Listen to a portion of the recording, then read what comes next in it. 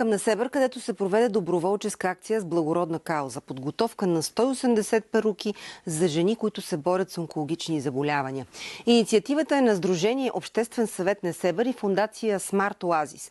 Доброволци се включиха в измиването, подготвянето и опаковането на перуките, които ще бъдат дарени на жени, преминаващи тежки изтощителни терапии, като жест на подкрепа, солидарност и надежда за тях.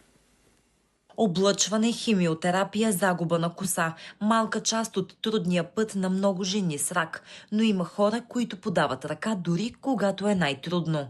С нас се свърза една местна фондация, фондация Smart Oasis, и ни казаха, че са получили от Западна Европа, от Холандия, перуки по програма.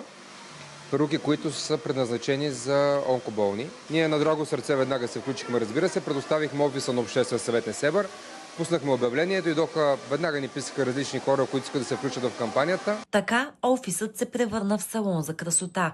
Дами измиват, средстват и оформят 180 перуки за жени, които трудно излизат навън и избягват огледалото.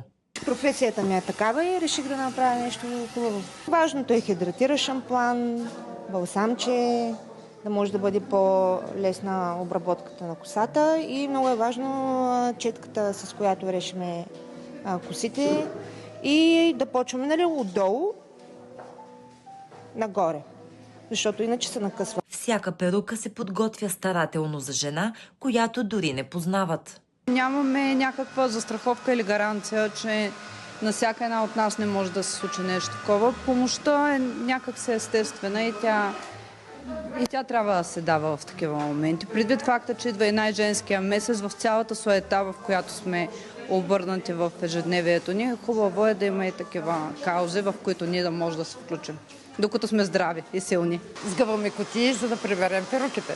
Трябва по-често да има такива инициативи и да помагаме на хората в нужда. Нямам представа за цифра, но знам, че не всеки може да си ги позволи. Всяка кутия ще бъде заснета от фотограф.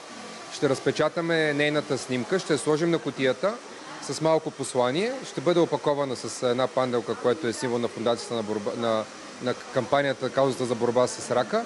И през раковия център в Бургас ще ги разпространим като за всички раково болни мъже и жени, най-вече жени, които да могат да вземат такава перука. При предаването на перуките на място ще има и фризьор, а всеки желащ може да дари около 30 см от косата си. Олесия вече е готова да се раздели със своята.